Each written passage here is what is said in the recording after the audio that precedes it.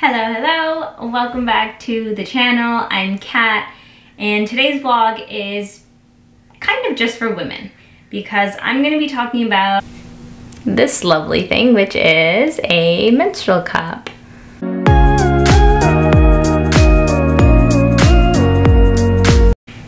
So if you've been following my channel, you probably have heard me say that I have transitioned to a more minimalist, low impact, more sustainable lifestyle.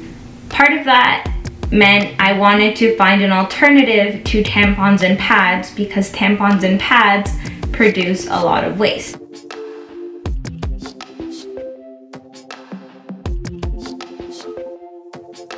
So I looked up alternatives and I came across menstrual cups. Now I had never actually heard of a menstrual cup, and not many people that I know, or at least I've never asked, and not anyone had told me they used a menstrual cup. But I was really excited because it seemed easy enough. So it's a simple design. It's a cup, it collects the blood, which is kind of gross, I know, but you just get past it. It has a stem at the end and you just insert it. It rests inside your vagina, underneath your cervix, and then you pull it out when you're done. There are different designs. Some stems are round, some stems have a tab that's a bit longer. You can trim stems, which is not really recommended, but if you need to, you can on some stems. This one's pretty short, you don't really want to trim that one. But there are different colors, there are different shapes, there are different sizes. So before you start using a menstrual cup, if you're considering it, make sure you know what size is for you. Now, if you have a high up cervix, you're gonna need a longer cup. If you have a lower cervix, you're gonna need a shorter cup. I think I have a higher up cervix because I noticed that when I insert this one in, the stem usually goes pretty far in and sometimes I have to dig for it. It's only supposed to sit 1 centimeter from the vagina opening. So if your stem seems like it's really far in there, you probably need a longer cup. Now, the stem is not used for removing the Diva cup or whatever cup you end up purchasing. So this is a Diva cup. When I need to figure out where the cup is, I use the stem as a point of reference. I touch it, I know it's there. So I simply grab the base of the cup, and once I locate it, you give it a little pinch. That will release the seal, because the reason it doesn't leak is because it has a seal. So I'm gonna take out the Diva cup right now. I have to sit on the toilet. My hands are totally clean. And you have to make sure you get the right angle, because if you don't, the blood will go everywhere. Okay.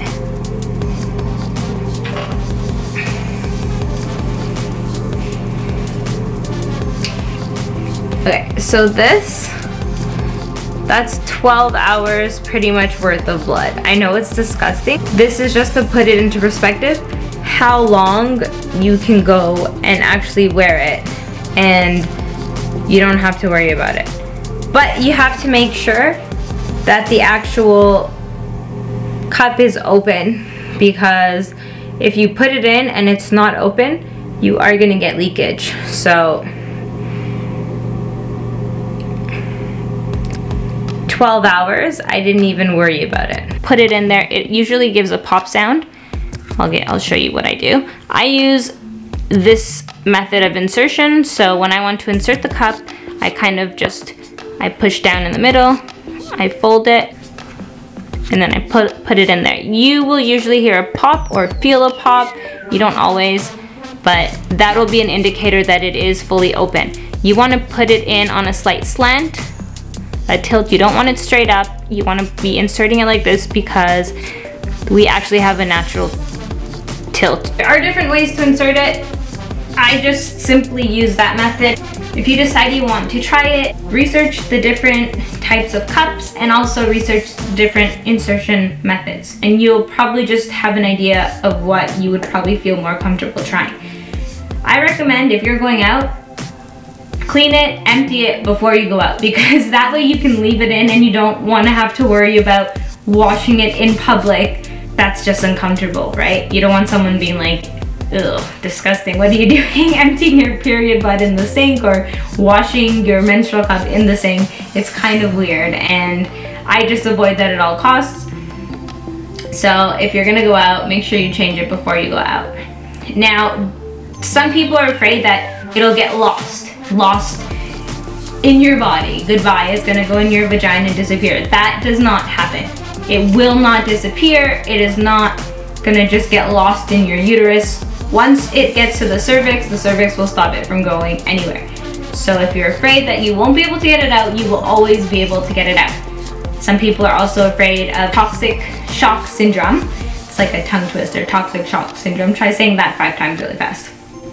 And that is not a thing either. If you are using the cup properly, if you're being hygienic, you will be fine. What I do, I always rinse it with hot water and soap, and I just dry it off. I always make sure my hands are clean, and I have not had any problems. I've left it for, I think the longest was 10 hours. This was overnight, and no problems. Leaking, you don't really have to worry as long as it's inserted properly. You're only really gonna know what inserted properly is as you use it, because when I first started using it, I did have leaks, but I didn't know that I was not doing it properly. So you kind of get used to the cup as you use it. Now, you can have longer cups or shorter cups. You can have different stems. You can have different colors. Sometimes they stain. Sometimes they get a bit of a weird smell. I find if you just wash it with warm water, hot water actually, not warm. If you wash it with hot water and use soap and you leave it out, kind of to just air out, it will be fine. But if you find that you've been using it for a while and it does just smell weird all the time and you don't like it, just buy another cup. It's still way less harmful for the environment than using pads or tampons every time you have a cycle. Also, you save a lot of money because you just buy this one time, and I think it's good pretty much for years. I know some people have used theirs for years as I've been doing research on it. So if you're looking to save some money, this is for you. I want to try different brands just to see what the different stems are like and the sizes. I want to get a couple more. I'll let you guys know. I'll do a follow-up review once I do try a few out. So make sure to subscribe so you don't miss that. So if you're thinking about using a menstrual cup, I highly recommend it. I have had moments where it was a little uncomfortable because it went sideways once, and I kind of am a little squeamish, so I didn't really want to dig and grab it out, but I eventually got it out and it was okay. So if it does happen to go sideways, don't worry, don't freak out. You'll be able to remove it. It's not going to be lost in the vagina abyss. So yeah, that's the video. I hope this was helpful. If you would like any other questions answered, just drop a comment below and I would love to get back to you guys. I'll see you guys next time. Bye.